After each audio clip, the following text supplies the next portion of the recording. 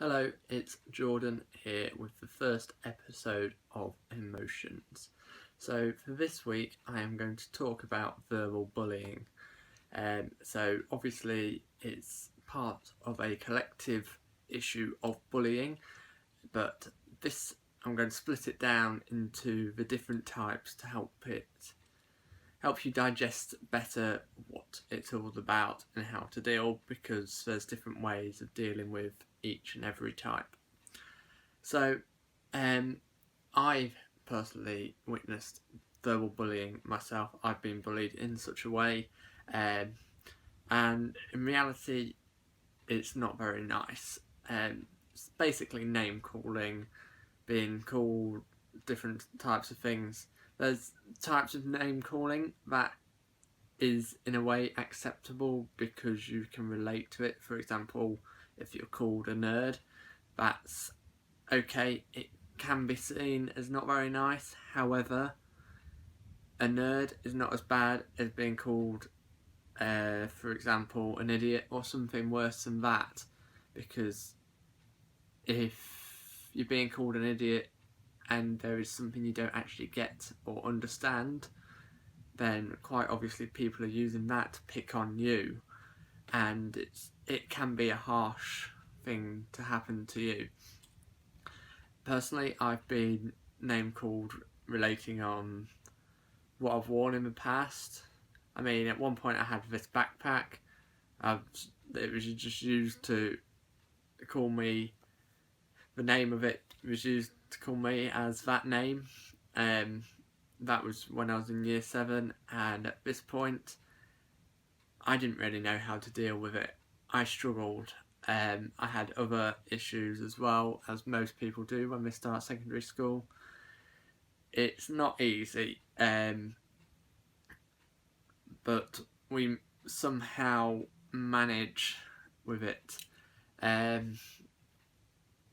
Name calling is obviously a way of those that are doing it to you to try and make you look smaller than them.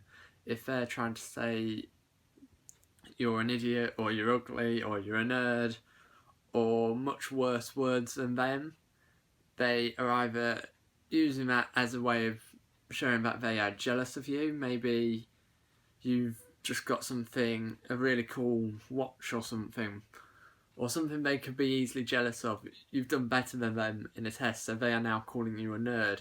They are obviously wishing they were a lot better.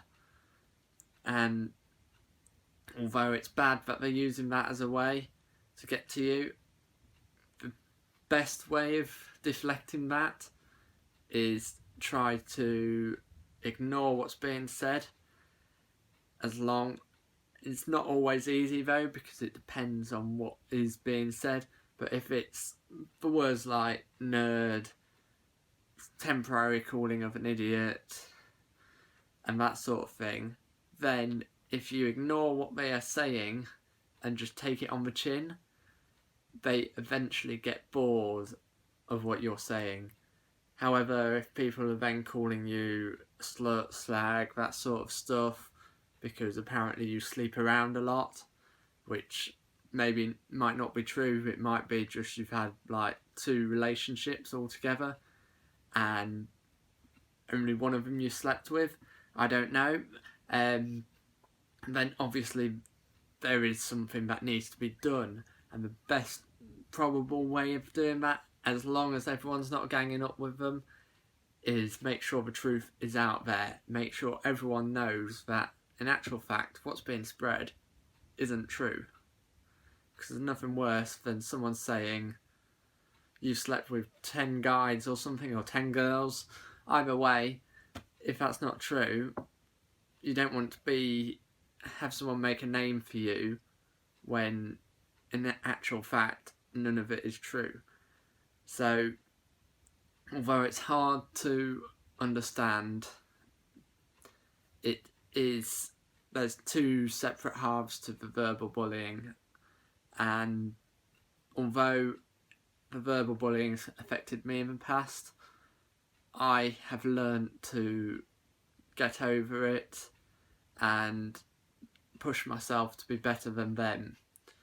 I mean, coming onto YouTube has helped me realise that quite a few of those that would use the name calling to undermine you probably wouldn't do what I am doing right now. Probably aren't doing anything like what I do these days. Probably not in such a good a position as I am. And so with that, you have to realise that basically any form of bullying is used to make you look smaller than them, because they see you as a threat. They think that if they don't take action on you, then you're basically going to end up looking bigger than them without even trying.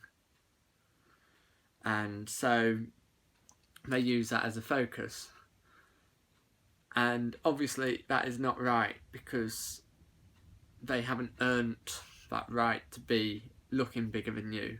They have purely damaged you in such a way, and it's hard, but not much can be done in the first place to try and prevent the bullying. It's more how to cope with it during the process, if you understand that.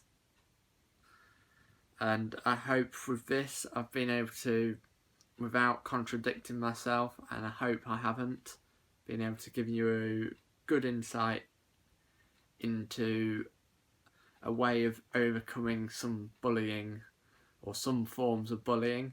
And obviously in a future episode I will be talking about physical bullying and other types of bullying that there is, along with many other topics as well, because I do not want to be focusing on bullying, because there's a lot more to do with emotions to be talked about. But as usual, I hope you enjoyed this video. I hope it was helpful enough to help you out, and if you like it, obviously share it amongst your friends of whom you feel may benefit from watching it. It's not always easy to gauge who will, so there might be someone that hopefully this video can help, and hope that I can give you support.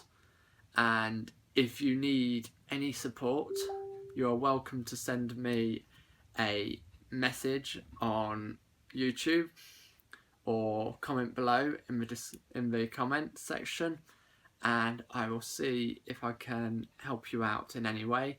And also, if you'd like to have a topic featured in this video series, please pop a comment down in the comment section as well, so then I know who and what type of topics you want to see in this series.